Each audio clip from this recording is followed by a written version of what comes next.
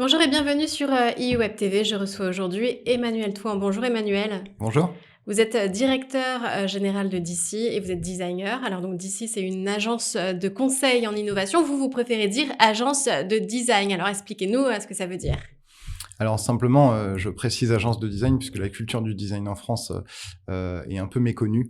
On a tendance à comparer le design à une discipline artistique, alors que le métier du design est une discipline qui intègre un process, important et pertinent, permettant d'améliorer, les situations et donc, la conception. Et quelle est cette culture du design alors qui manque en France?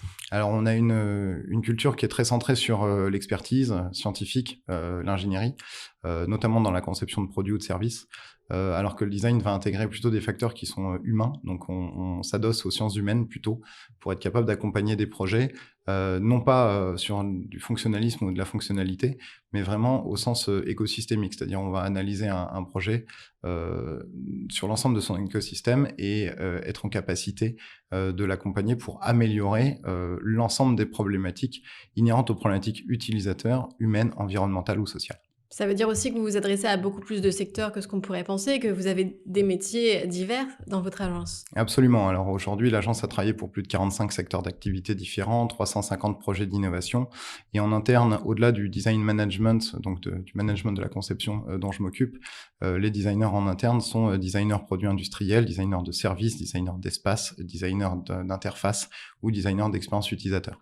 Comment ça se passe quand, une entreprise fait appel à vous? Quel est le processus?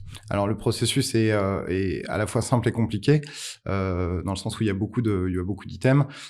Ça commence toujours par un diagnostic. Le diagnostic est suivi, d'une phase d'observation puisqu'on a repéré notre terrain de jeu et on va identifier les problématiques utilisateurs par l'observation, pas par les interviews. On ne croit pas ce qu'on nous dit, on vérifie sur le terrain et une fois qu'on a identifié les problématiques, la phase de problématisation est très importante. Une fois qu'on a identifié les problématiques, on va être en capacité de générer des solutions en collaboratif, qui soient pertinentes au regard de l'écosystème de l'entreprise, complet. Et puis, ces solutions-là, on va les passer au tamis du modèle économique puisqu'il faut bien performer financièrement, mais c'est pas le seul sujet. Et dans un deuxième temps, on va vérifier, l'adéquation à la marque et la conception proprement dite puisqu'on suit la conception, jusqu'au prototype final et au test. Mais quelles sont les avancées que les entreprises remarquent quand elles ont fait appel à vous? Alors en général, on a une forte augmentation de la valeur perçue des produits, ce qui permet d'augmenter le prix de vente, donc d'augmenter les marges. On est aussi souvent capable de rationaliser les coûts de production.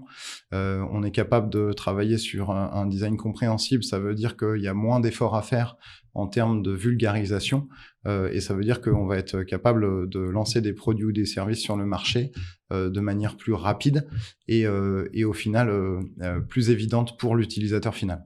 Mais vous répondez aussi à d'autres demandes peut-être plus, sociétales qu'économiques quand vous proposez ce genre de projet? Alors aujourd'hui, les indicateurs financiers ne peuvent pas Mmh. être les seuls indicateurs, qu'une entreprise, a dans le scope. Donc, bien évidemment, sur la performance environnementale et sociale, on travaille vraiment en relation, forte avec les sciences humaines et ce qui nous permet aussi de travailler sur, au maximum sur des projets qui vont être pérennes, qui vont être durables et qui vont nous permettre, d'impacter positivement la société. Peut-être un petit mot sur vos projets pour l'année prochaine 2021? Alors, en 2020, on a eu la chance, d'accompagner les laboratoires du CNRS par le design fiction, à la vulgarisation de la technologie, c'est-à-dire de prendre une technologie sur étagère, se trouvant dans un labo depuis des années, et puis par, un démonstrateur d'usage, de faire comprendre à quoi elle pourrait s'appliquer et servir.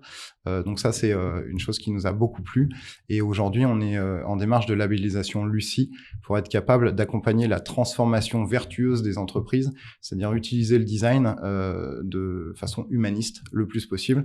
C'est améliorer les performances d'une entreprise, évidemment au sens économique, on est là pour ça, mais c'est aussi permettre de voir un peu plus loin et de voir comment, à long terme, je développe des projets qui sont pertinents et qui font sens pour l'humanité en général. Ouais, utile dans toutes ces dimensions. Merci beaucoup Emmanuel Touan d'être passé sur notre plateau. Merci à vous.